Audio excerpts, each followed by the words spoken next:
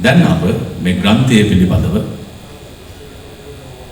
තවත් වැඩි යමක් හඳුනා ගමු. ඒ පිළිබඳව පැහැදිලි කිරීම සඳහා මා ගෞරවයෙන් දැන් මේ වේදිකාවට ආරාධනා කරනවා ශ්‍රී ලංකා බෞද්ධ සහ පාලි විශ්වවිද්‍යාලයේ පුරාවිද්‍යා අධ්‍යනාංශාධිපති ජ්‍යෙෂ්ඨ කතිකාචාර්ය ආචාර්ය ඉශාංක මල්සිරි මහත්මයාණනි ඔබතුමන්ට.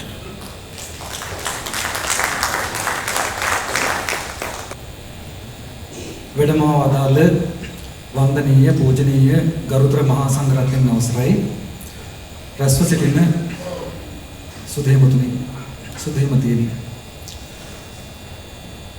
ඉතිහාසය පිළිබඳව පොත් ලියවෙනවා. එහෙම ලියවෙන සමහර පොත් ඉතිහාසගත වෙනවා. කවදා හෝ දවසක ඉතිහාසගත වන එවන් ග්‍රන්ථයක් එළිදැක්වීමේ අවස්ථාවටයි අපි මේ සම්බන්ධ වී සිටින්නේ. මේ අවස්ථාවට අපට ආරාධනා කිරීම සම්බන්ධයෙන් මම මුලින්ම ඉසුරු වික්‍රමාරච්චිට මගේ මිත්‍රයාට ස්තුතිවන්ත වෙන්න කැමතියි. ඔහු අපිව ගෙනියනවා ක්‍රිස්තු වර්ෂ 5 වෙනි සියවසට. අපි දන්නා විදිහට ක්‍රිස්තු වර්ෂ 5 වෙනි සියවසේදී අදින් අවුරුදු 1500කට 1600කට පමණ පෙර ආතුව ඒ වන විට පැවති සීහලට්ට කතා මහා වංශය මුල් කරගනිමින් සහ පෞරාණීන් විසින් සම්පාදනය කරන වෙනත් මූලාශ්‍ර පදනම් කරගනිමින් දීඝසන්ධ පිරිවෙන් වාසී මහා නාම ස්වාමින් වහන්සේ විසින් එතෙක් සිංහල භාෂාවෙන් තිබුණු මහා වංශය පාලි භාෂාවට නැගුවා. එතෙක් ගත්යෙන් පැවති මහා වංශය පද්‍යයට නැගුවා. එනිසා අපි ඒකට පච්චපදෝරු වංශ කියලා කියනවා. අද මේ එළිදැක් වෙන්නේ ඒ පච්චපදෝරු වංශය තවත් ආලෝකමත් කරන ප්‍රභාමත් කරන ප්‍රදීපිකාවක්. එදා නමස්සිත්වාන සම්බුද්ධං සුසුධං සුද්ධ වංශජං මහා වංශං පවක්ඛාමේ නානා නෝනාධිකාරකං ආදී වශයෙන් ඒ මහා නාම ස්වාමින් වහන්සේ විසින් මේ මහත් වූ අපගේ පරම්පරා වංශය නැත්නම් වංශ පරම්පරාව වර්ණනා කළේ යම් විදියකටද ඒ වංශ පරම්පරාව තවත් ආලෝකමත් කිරීමයි මේ ග්‍රන්ථයෙන් සිදු වෙන්නේ. විනාඩි 20ක් වගේ කෙටි කාලයකදී මේ ග්‍රන්ථය පිළිබඳව විවරණයක් කිරීමේ අභියෝගයයි මට තියෙන්නේ. අපි රජවරු නිර්මාණය කළ ජාතියක්. ඒ ඔස්සේ අපි ශ්‍රේෂ්ඨ සංස්කෘතියක් නිර්මාණය කරපු ජාතියක්.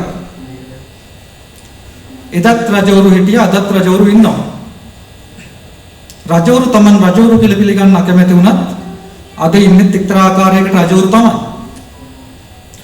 ওই රජවරුන්ට නොයෙක් වචන පාවිච්චි කරලා තියෙනවා.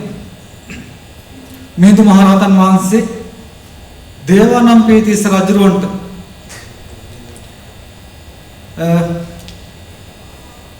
පාවිච්චි කළ වචනයක් මනුජාධිප කියලා. මනුජාධිප කිව්වත්, නරාධිප කිව්වත්, ජනාධිප කිව්වත් ඔය කවුරුත් රජවරු. ඉතින් ඒ නිසා රජවරු තමන් රජවරු බව දැන ගැනීමත් ඊට ගැළපෙන විදිහට වැඩ කිරීමත් වැදගත්. අපි මේ කතා කරන්නේ එහෙම වැඩ කරපු අපේ ඓතිහාසික පරම්පරාවක් පිළිබඳවයි. ඉසුරට මේ ග්‍රන්ථය සම්පාදනය කරන්න අවුරුදු 10ක් ගත වුණා. එහි ප්‍රතිඵලය විදියටයි අද පිටු 650කින් ශෝභමාන වෙලා රජවරුන්ගේ රූප 200කින් පමණ සමන්විතව යාවත් කාලීන කල හැකි විදියට නවීන තාක්ෂණය මුසු කරලා මේ ග්‍රන්ථ රත්නය එළිදැක් වෙන්නේ. ඇයි අපිට මෙහෙම පොතක අවශ්‍යතාවක් තියෙන්නේ? මේ පොතේ විශාල ඉඩක් වෙන් වෙලා තියෙන්නේ රජවරුන් ප්‍රතිනිර්මාණය කරන්න. වර්තමාන දියුණු තාක්ෂණය පාවිච්චි කරලා, කෘත්‍රිම බුද්ධිය පාවිච්චි කරලා රූප 27000ක් පමණ සකසාගෙන ඒ අතරින් තෝරාගත්ත රූප 200ක් පමණ මීට ඇතුළත් කරලා තියෙනවා. ඇයි එහෙම කරන්න ඕනකමක් තියෙන්නේ? අපිට අවශ්‍යයි අපේ රජවරුන්ගේ පෞරුෂය දකින්න. අපිට අවශ්‍යයි අපේ ඉතිහාසය ඇතුලේ පෞරුෂවත් ප්‍රතිරූප දකින්න. අවාසනාවකට එහෙම ප්‍රයත්නයක් මේ තාක් දැරලා තිබුණේ නැහැ. මේ රජවරු, මහරජවරු පසුගිය කාලය පුරා අවතක්සේරුවට ලක් කෙරුණා. ඔවුන්ගේ නාම අවභාවිත වුණා. රජා, මහරජා ආදී වශයෙන් අපේ රජවරුන් අවභාවිත කරපු ප්‍රධාන ක්ෂේත්‍ර කීපයක් තියෙනවා. එකක් චිත්‍රපට ක්ෂේත්‍රය. මේ රජවරු සම්බන්ධ නිර්මාණය කරපු නොයෙක් චිත්‍රපටිවල ඔවුන්ගේ පෞරුෂය හීන වෙන විදිහට නුසුදුසු පුද්ගලයෝ සම්බන්ධ කරගෙන අපිට දර්ශනය කළා. ඒ වගේම දේශපාලන ක්ෂේත්‍රය තුලින් විවිධ මතවාද පදනම් කරගෙන මේ රජ මහරජ කියන වචන අවභාවිත කළා. ඔවුන් නුසුදුසු මේ සමාජයට අනවශ්‍ය පුද්ගලින් විදියට අර්ථකථනය කළා. ඒ නිසා අපේ වර්තමාන සමාජය ඇතුලේ රජවරු ගැන හිතන්නෙම ඊටමත් පීඩිත තමන්ගේ මතයට තමන්ගේ පුද්ගලික මතයට කැමති විදිහට වැඩ කරන්න පුළුවන් කොට්ටාශයක් විදිහට මෙන්න මේ අදහස ඉවත් කරලා රජවරු කියන්නේ කවුද කියලා හැඟීමක් ඇති වෙන විදිහට ඉසුර මේ ප්‍රතිනිර්මාණයන් සිද්ධ කරනවා. කෙනෙක්ට ප්‍රශ්න කරන්න පුළුවන් මේ කෘත්‍රිම බුද්ධියෙන් නිර්මාණය කරපු රජවරු ඇත්තම රජවරුද? ඔවුන්ගේ පෙනුම ඇත්තටම මේ වගේද? එහෙම ප්‍රශ්න කරන්න පුළුවන්.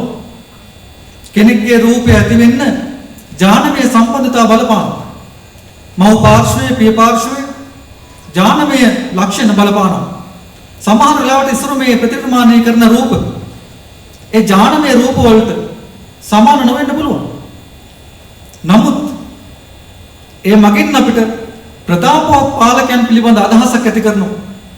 හැඟීමක් ඇති කරනවා.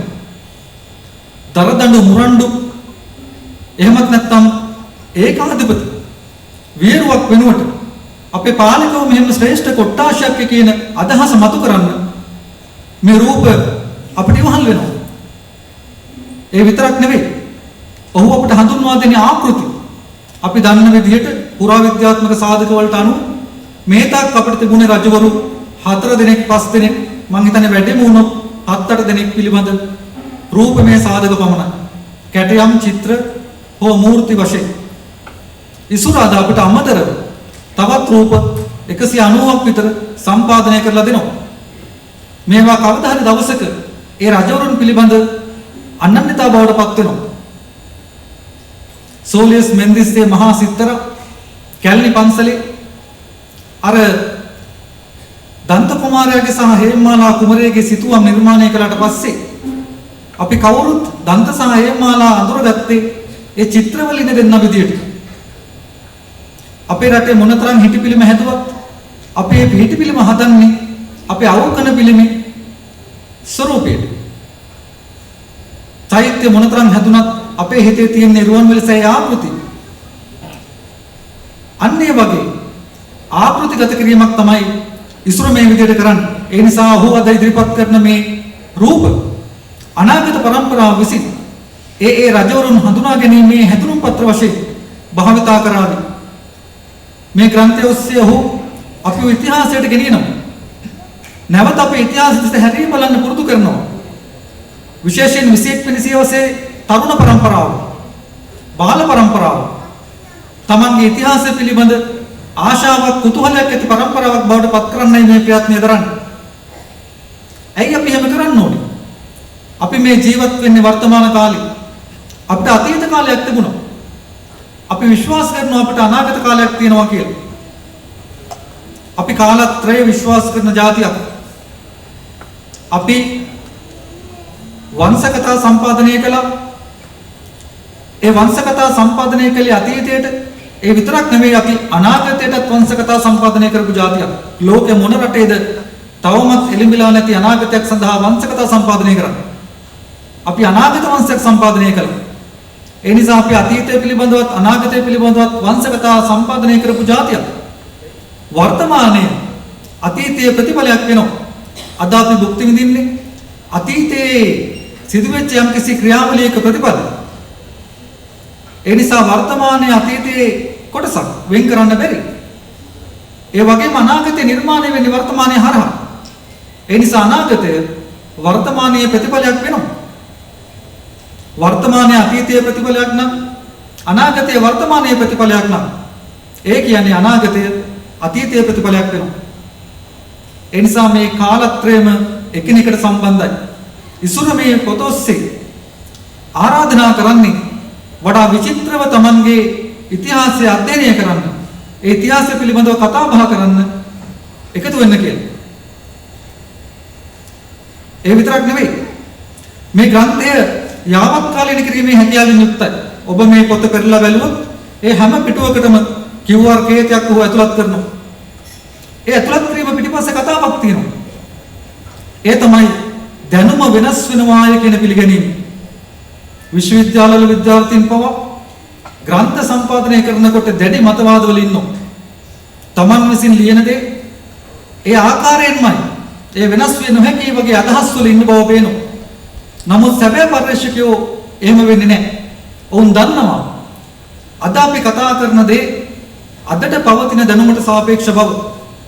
හෙට මේ දැනුම වෙනස් වුණාම අපේ කතාව වෙනස් වෙනවා. ඒ නිසා අපි නිරන්තරයෙන් සූදානම්ෙන් ඉන්න ඕනේ අපේ දැනුම වෙනස් කරන්න. ඉසුර මුල් වතාවට මේ සංකල්පය පොතකට ගේනවා. ඒ නිසා අද ඔහු මේ පොතේ පිටුවතර සඳහන් කරලා තියෙන දේවල් හෙට වෙනස් වුණොත්, හෙට සොයාගන්නා දේවල් වෙනස් වුණොත්, ඒ දැනුමට අනුව මේ පොතේ අන්තර්ගතය සංශෝධනය කරන්න, සංස්කරණය කරන්න හැකියාවක් ලැබෙන විදිහට ඔහු නවීන තාක්ෂණය මේ පොතට මිශ්‍ර කරනවා. මම මේ පොතේ දැක්ක සුවිශේෂීම කාරණය, මට වඩාත් වැදගත් වෙන කාරණය නම් මේ රූප වලටත් වඩා ඔහු ඉදිරිපත් කරන මේ පෙළපත් රාජකීය වංශාවලිය, හැම රජ කෙනෙක් සම්බන්ධයෙන්ම ඒ වංශාවලිය ඔහු ඉදිරිපත් කරනවා රුක් සටහනක් විදියට. අර පවුල් ගසක් විදියට, අපි ෆැමිලි ට්‍රී කියලා කියනවා, පවුල් ගසක් විදියට. මේ රටේ ඉතිහාසය අධ්‍යයනය කරන්න අරගෙන විධිමත් විදිහට ශාස්ත්‍රීය පදනමක් යටතේ දැන් අවුරුදු 100කට වඩා වැඩි කාලයක් ගත වෙලා තියෙනවා. එහෙම නමුත් මේ වෙනතේ මෙවැනි වංශාවලිය ඉදිරිපත් කරලා තිබුණේ නැහැ.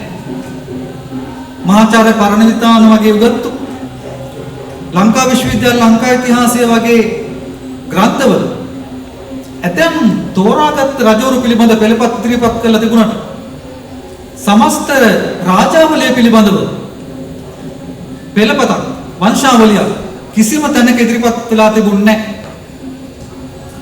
ඒ නිසා ඉස්සර මේ ඉදිරිපත් කරන රාජවංශාවලිය ඒ පිළිබඳ අපි දන්න එකම වංශාවලිය බවට පත් වෙනවා. ඉස්සර ආමන්ත්‍රණය කරන්නේ 21 වෙනි සියවසේ දරුවන්ට. 21 වෙනි සියවසේ දරුවෝ ටිකක් අමුතු. ඔවුන් තාක්ෂණත් සමගම ඉපදිච්ච, ඒ සමගම ජීවත් වෙන විශේෂයි. ඉතිහාසය පිළිබඳ අඩු කියවීමකින් යුක්ත පිරිසක් වශයෙන් අපි අඳුනගන්නේ. ඒ නිසා ඕන් පිළිගන්න, ඕන් විශ්වාස කරන, ඔවුන්ගේ ආකර්ෂණය දිනා ගන්නා ක්‍රමයකට අනුව මේ ග්‍රන්ථ සකස් කිරීම වැදගත් වෙනවා. ඉස්සරම කියන විදිහට ඒ නිසායි ඔහු නවීන තාක්ෂණය මේ තරම් මේ ග්‍රන්ථයට එක්කාසු කළේ. පොතක් ලියන ලේඛකයෙක් මේ යන්නේ නැහැ. ඔවුන් හැමදාම මේ පොත් අතරේ ජීවත් වෙනවා. පොතේ අකුරු අතරේ, පොතේ වචන අතරේ, පොතේ වාක්‍ය අතරේ ඒ ලේඛකයෝ ජීවත් වෙනවා. ඒ නිසා ඉසුරත් මේ ග්‍රන්ථයත් සමග, මහා වංශ ප්‍රදීපිකාවත් සමග අද එකතු වෙන්නේ කවදා හරි අමරණීය වෙන නාමාවලිය ඇතුළට. ඒක වටිනා ප්‍රයත්නයක් බවට පත් වෙන්නේ ඒක ප්‍රදීපිකාවක් වෙන නිසා. පහන් ආලෝකයේ සපයන, අන්ධකාරය විනාශ කරනවා. අන්න ඒ වගේ අපේ ඉතිහාසය පිළිබඳ තිබිච්ච යම් යම් අඩුපාඩු මග ඇරලා, අන්ධකාරයන් නැති කරලා දාලා ඒක ආලෝකමත් කරන පහනක් බවට මේ ග්‍රන්ථය පත් වෙවි කියන එකයි අපේ විශ්වාසය. මේ ග්‍රන්ථය යාවත්කාලීන වෙන කෘතියක් නිසාම මගේ පුද්ගලික අදහස් කීපයකුත් මේ අවස්ථාවේ ඉස්තරට මතක් කරන්න කැමතියි. අනාගතයේදී මේ ග්‍රන්ථය සංස්කරණය කරනකොට සලකා බැලීම සඳහා ඕකේ මේ ප්‍රයත්නය ඉතාමත් මනාරකයි. ඒක අවුරුදු 10ක ප්‍රයත්නයක්. ඉසුර කියලා කියන්නේ විධිමත් විදියට ඉතිහාසය, පුරාවිද්‍යාව අධ්‍යයනය කළ කෙනෙක් නෙවෙයි. ඕකේ විෂය ධාරාව මේට හාත්පසින් වෙනස්. ඕනෑම පුද්ගලයෙක්ට කුමන විෂය මාලාවක් හැදෑරුවත් තමන්ගේ රටේ ඉතිහාසය පිළිබඳ කතා කරන්න අයිතියක් තියෙනවා. සොයන්න අයිතියක් තියෙනවා. මේ ඉතිහාසය අපි හැමෝගෙම ඉතිහාසය. ඉසුර කළෙත් එහෙම දෙයක්. ඉතින් මේ උත්සාහයේදී ඔහු නොයෙක් මූලාශ්‍රය භාවිත කළා. ආසන්න වශයෙන් මූලාශ්‍රය 300කට වැඩි ප්‍රමාණයක් භාවිතා කරලා තියෙනවා. ඒ අනුවයි මේ ග්‍රන්ථයේ ඉදිරිපත් කරන මේ වංශාවලිය පිළිබඳ විශ්වාසවන්ත භාවය ආරක්ෂා වෙලා තියෙන්නේ. ඒ නිසා මෙවැනි නිර්මාණයක් කිරීමට සියුම් මූලාශ්‍ර පරිහරණයක් අවශ්‍ය වෙනවා. ඉසුරුගේ අවුරුදු 10ක මේ මහන්සිය පුරා තියෙන්නේ ඒ මූලාශ්‍ර පරිහරණය. මට ඔහු මිත්‍රෙක් වශයෙන් මුණ ගැහෙන්නේ මේ ක්‍රියාවලිය ඇතුළතදී. අවස්ථා කිහිපයක අපි මේ පිළිබඳ සාකච්ඡා කළා. ඔහු නොඑක අවස්ථාවල අපෙන් උපදෙස් ගත්තා. ඒ හැම මූලාශ්‍රයක්ම භාවිත කරලා ඔහු දකින රජවරු ඔහු දකින ප්‍රතිරූපයි මේ පොතේ මේ විදිහට නිරූපණය වෙන්නේ, නියෝජනය වෙන්නේ. ඉතින් මූලාශ්‍ර වලින් රජවරු හඳුනා ගන්නවා වගේම මේ පොත ඔස්සේ ඉසුරවත් කියවන්න පුළුවන්. ඉසුර විවිධ මූලාශ්‍ර භාවිත කරලා රජවරු පිළිබඳව හඳුනා ගන්නවා. ඒ රජවරුම තමන්ගේ හිතේ මවා ගන්නවා. නවීන තාක්ෂණය පාවිච්චි කරලා උන්න ප්‍රතිනිර්මාණය කරනවා. අපි ඉසුරුගේ පොත කියවලා ඒ රජවරු ගැන හැඟීමක් ඇති කර ගන්නවා. වගේම ඉසුරු ගැන හැඟීමක් ඇති කර ගන්නවා. ඉසුරු කොහොම කෙනෙක්ද?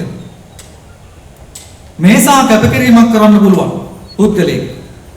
මේසා විශාල තාක්ෂණික දැනීමක් සහිත පුද්ගලයෙක් විතරක් නෙමෙයි.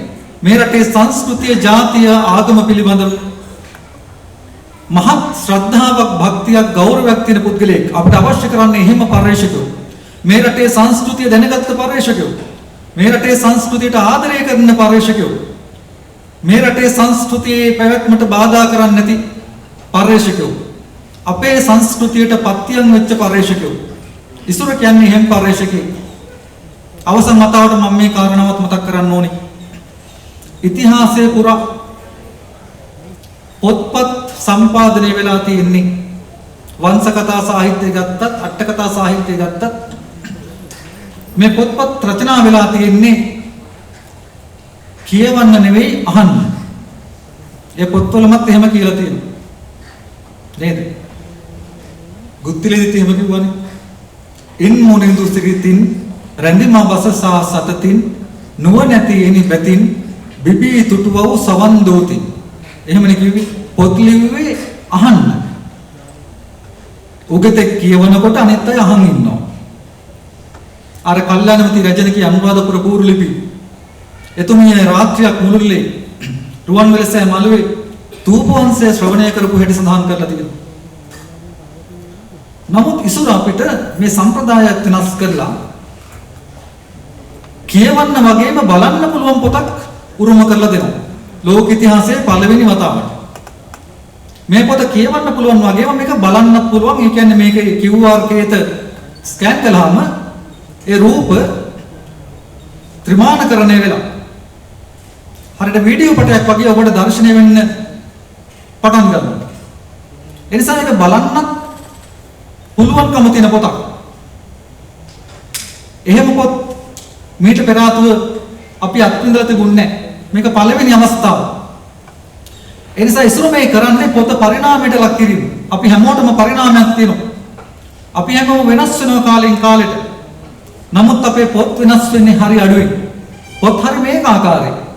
නමුත් ඉස්සර ඒ ඒකාකාරී බව ඉවත් කරලා ඔහුගේ පොතට මේ ග්‍රන්ථ රත්නයේට සජීවී බව පරිණාමීය වටිනාකමක් ලබා දෙනවා. ඒ නිසා මෙතෙක් පළවෙච්ච කිසිදු ග්‍රන්ථයකට වඩා මේ පොත වෙනස් වෙනවා. මින් ඉදිරියට අවස්ථා කිහිපයකදී මේ පොත සංස්කරණය වේවි. ඔබ අද දකින පොතට වඩා වෙනස් පොත් ඔබ අතටපත් වේවි. අද මේ පොතේ අන්තර්ගතයට වඩා පොහොසත් වෙනස් අන්තර්ගතයන් සහිත සංස්කරණ ඔබ අතටපත් වේවි. ඒක මේ පොතේ වටිනාකම. ඉතින් මම මේකට දීර්ඝව කතා කරන්න බලාපොරොත්තු වෙන්නේ නැහැ. පොතක් පළ කිරීම වටිනා කාර්යයක්, මංගල කාර්යයක්. සමාජයට වැඩදායී පොතක් පළ කිරීම ඉතාමත්ම වටිනා මංගල කාරණයක්. මේ පොත අපේ සංස්කෘතියට හානියක් නැති පොතක්. අපේ සංස්කෘතියේ පැවැත්මට බාධා කරන්නේ නැති පොතක්. මේ රටේ සංස්කෘතික දේහයට පත්‍යම් වෙන පොතක්. අනාගත පරම්පරාවට මඟ පෙන්වන පොතක්. ඒ නිසා මේක පොතක් නෙවෙයි, ග්‍රන්ථයක් නෙවෙයි, ග්‍රන්ථ රත්නයක්. ඉතින් පුළුවන්කමක් තියෙනවා නම් මේ පොත කියවලා බලන්න. පුළුවන්කමක් තියෙනවා නම් ඔබ දන්නා විහාරස්ථානයකට, ඔබ දන්නා පාසලකට, ඔබ දන්නා දරුවෙකුට මේ පොතක් පරිත්‍යාග කරන්න. ඒක අපේ සංස්කෘතිය, අපේ ජාතියේ ආගමේ අනාගත පැවැත්ම සඳහා කරන ආයෝජනයක්, පින්කමක් බවට පත් වේවි. එහෙමනම් මම බොහෝ කාලයක් තිස්සේ කටයුතු කරන මේ ශාස්ත්‍රීය ලෝකයට, පර්යේෂණ ලෝකයට ඉසුර වික්‍රමාරච්චිව ඉතාමත්ම ආදරයෙන්, ගෞරවයෙන් පිළිගන්නා බවක් ප්‍රකාශ කරමින් මගේ මේ කෙටි අදහස් දැක්වීම මෙතකින් සමාප්ත කරනවා. ඔබ සැමට බොහොම ස්තුතියි.